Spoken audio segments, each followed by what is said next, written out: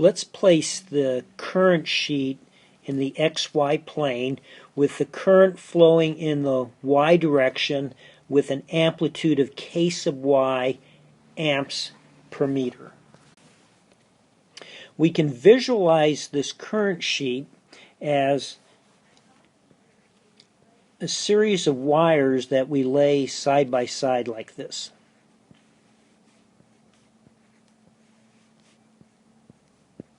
And so forth. So now let's think in terms of looking at the edge of our current sheet. And so if we're looking at the edge, then the current is flowing into the page into the A sub Y direction like this. Let's focus on one of these current elements, this one right here.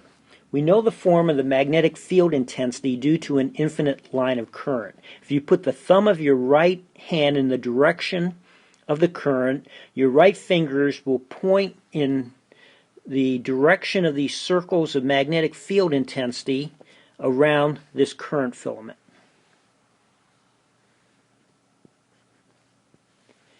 And we know that the magnitude of these magnetic field intensity lines is given by I over 2 pi times d, where d is the distance from the current filament to the magnetic field intensity line.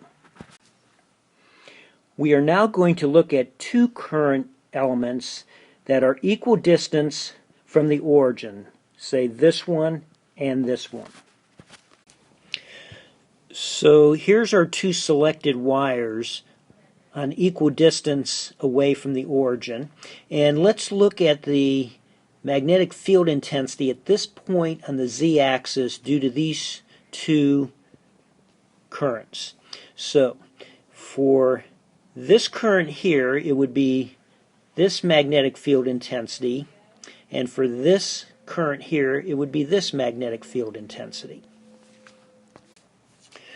So looking at this point on the z-axis, the magnetic field intensity due to this current filament will be tangent to the circle, so this arrow will give its direction, and the length of the arrow will be the amplitude.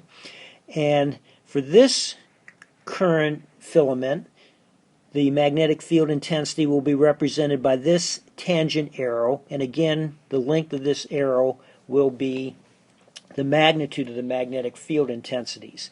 And so because the magnitudes are the same from the geometry, we can see that the result will be a magnetic field intensity just in the A sub x direction. Now, we can then use superposition and think about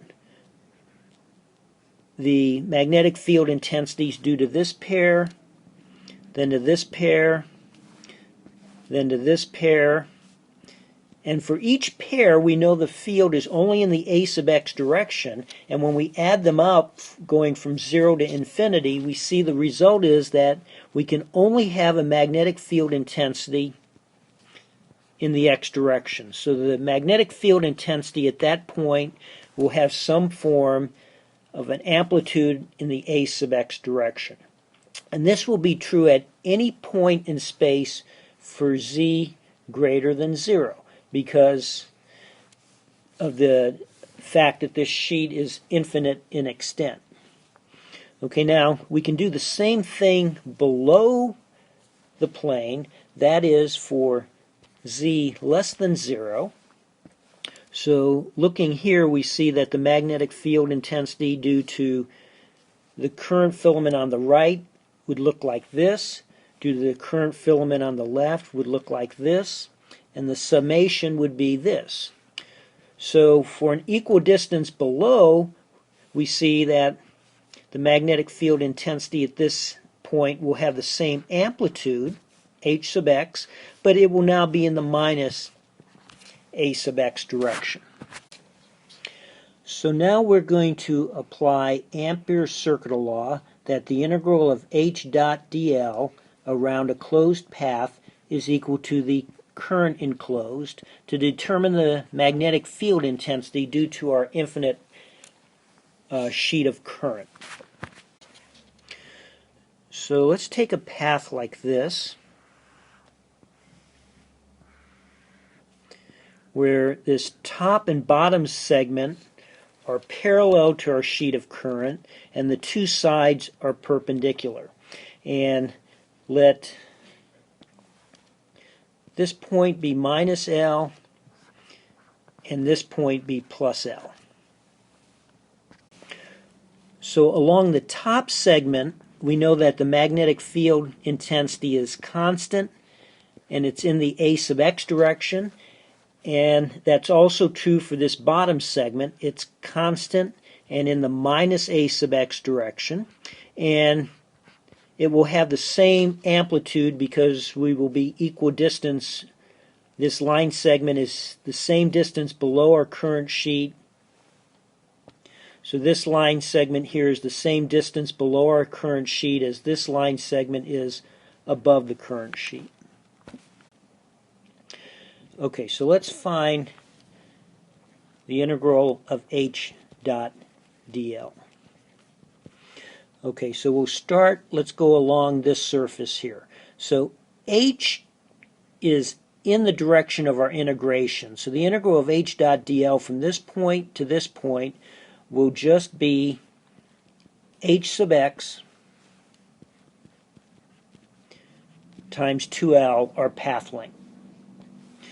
Okay, as we integrate from here to here, we know along this segment h is in the a sub x direction, but d sub l is in the a sub z direction, so that dot product is 0, so the integral of h dot dl from here to here is 0. Now the integral from h dot dl from here to here, we have h in the same direction as our integration, so that integral also will be h sub x times 2l. And finally, when we close our path going from this point to this point, our integration is in the, or dl is in the a sub z direction, but our magnetic field intensity is in the a sub x direction, so that dot product is 0. Now this is going to equal the current enclosed, and that's the current going through this surface right here. So with your right hand in the direction of the integration, your thumb points into the page, so that's the direction of the current. So the current going into the page is the current density along here, which is k sub y, times this total distance, which is 2l.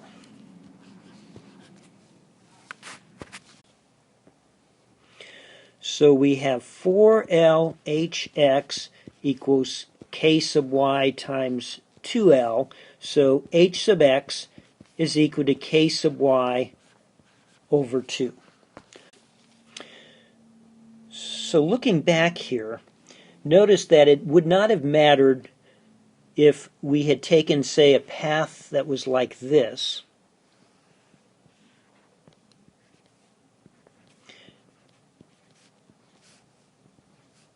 as far as the result of the integration. We would have still obtained h sub x is equal to ky over 2. So in other words, the value of the magnetic field intensity is independent of how far away we are from our plane of current.